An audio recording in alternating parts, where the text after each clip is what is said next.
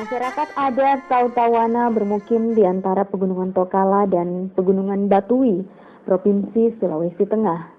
Disinilah mereka hidup bergantung pada keramahan alam. Hutan lebat menyediakan getah damar, rotan, madu, gaharu, dan binatang buruan. Di atas tanah yang subur, Tautawana menanam padi, jagung, ubi, kacang, dan buah-buahan. Mereka juga menangkap ikan sungai yang ada di sekitarnya.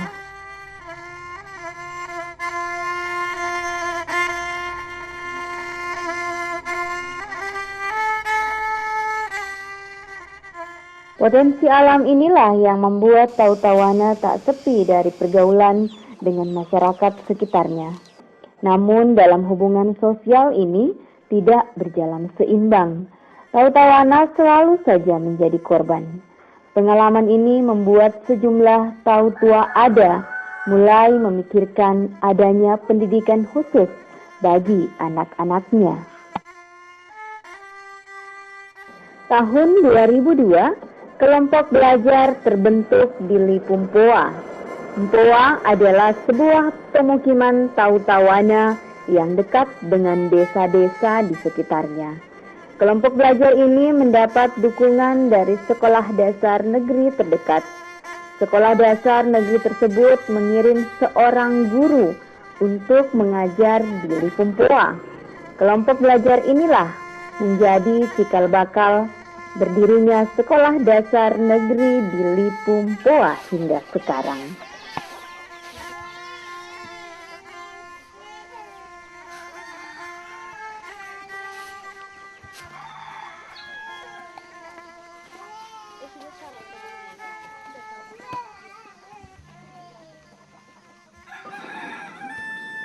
Pada perkembangannya, keinginan Tautawana untuk mendirikan lembaga pendidikan sendiri makin kuat. Tahun 2006, kelompok belajar mulai tersebar dalam 3 kawasan besar. Kawasan Poatikore, kawasan Wanangabulang, dan kawasan Salaki. Kelompok belajar ini makin terlembagakan sehingga masyarakat setempat menyebutnya sebagai Sekolah Lipu. Secara kelembagaan, Sekolah Lipu dipusatkan di Lipu Wanangabulang. Sekolah Lipu Wanangabulang melayani kelompok belajar di Lipu lain di sekitarnya. Kelembagaan Sekolah Lipu terdiri dari penanggung jawab, pengawas, kepala sekolah, kelompok guru, dan penanggung jawab wilayah layanan.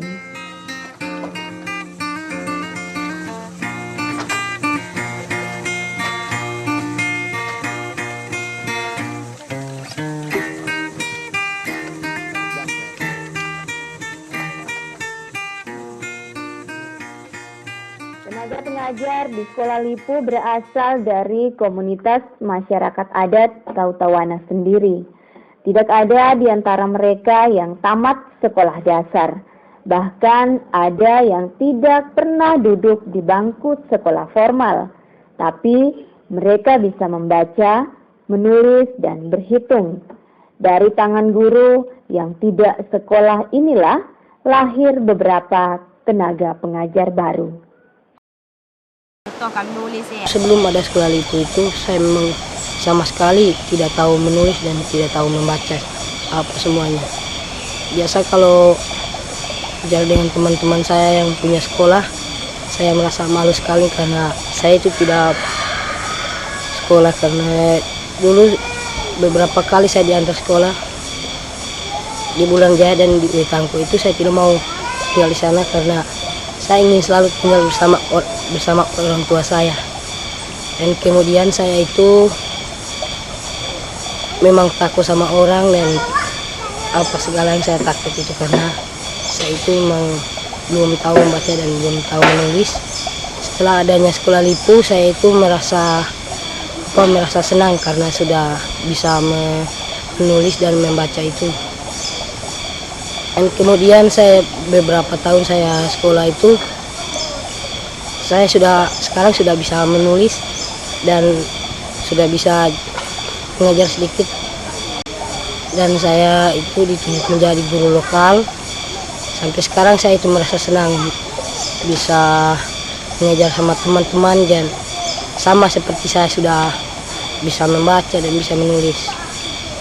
Ono Wahyu Hibau dua buk apa? Bu ono salah apa sila si ono Wahyu bulu salah 1 2 togo apa 5 ono pitu Wahyu sio simpuyung apa puyum bisa 2 togo apa 5 ono pitu Wahyu sio simpuyum 5 puyum sire 2 togo 2 apa ono Wahyu aduh bung kasih kasbeng 50 cio. Untuk meningkatkan kapasitas guru lokal dilakukan kegiatan antara lain pelatihan metode pengajaran, pelatihan penyusunan materi ajar, pertemuan tukar pengalaman antar guru lokal, kunjungan belajar ke sekolah rimba di Jambi, dan sekolah alternatif di Kampung Pending, Bogor.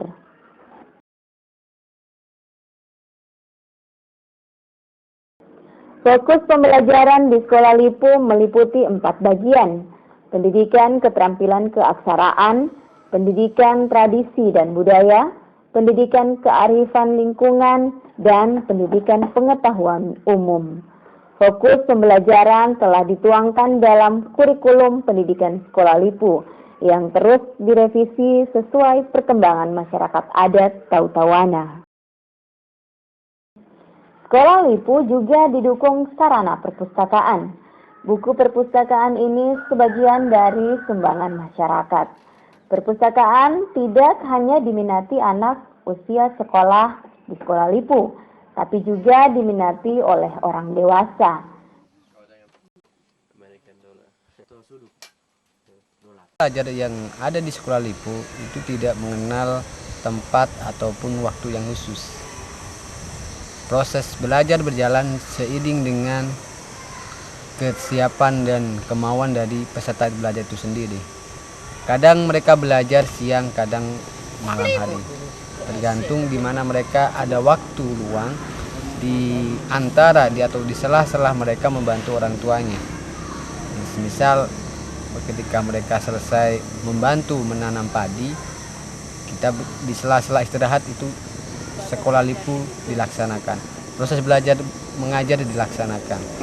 Jadi Sekolah Lipu berjalan mengikuti ritme kehidupan yang ada di sana. Tidak memaksakan pada harus jam ini sampai ini, berjalan seiring dengan ritme yang ada di kehidupan mereka. Untuk masalah tempat, ya sementara ini ada tempat yang memang lebih sering kita pakai, yaitu di Banua Bae atau biasa di balai atau balai pertemuan. Di situ biasanya sering dijadikan sebagai tempat berkumpulnya anak-anak untuk melakukan memulai proses belajar. Dan terkadang di sela-selanya bisa diiringi dengan pindah atau ke tempat yang lain, tergantung dari keinginan dari mereka itu sendiri. Misal di tengah-tengah proses belajar mereka mau pergi ingin ke sungai, ya proses belajarnya akan pindah ke sungai, di mana mereka bisa bermain atau menikmati kehidupannya sambil belajar. Itu yang proses belajar itu yang terjadi di Sekolah Lipu. Kami planning panik, ada mau bisa tidak buku panik, kita pekerjaan tahu panik. Selain mendorong adanya Sekolah Lipu, tokoh adat masyarakat Tautawana dan Yayasan Merah Putih terus mengkomunikasikan penyelenggaraan Sekolah Lipu dengan pemerintah setempat. Komunikasi dimulai dari sosialisasi keberadaan Sekolah Lipu kepada masyarakat dan sekolah formal di desa sekitarnya, sampai seminar yang melibatkan pemerintah daerah. Sekolah Lipu yang coba kami inisiasi bersama atau ta'awana ini sesungguhnya adalah upaya untuk membumikan pendidikan layanan khusus sebagaimana diamanatkan oleh Undang-Undang Sistem Pendidikan Nasional.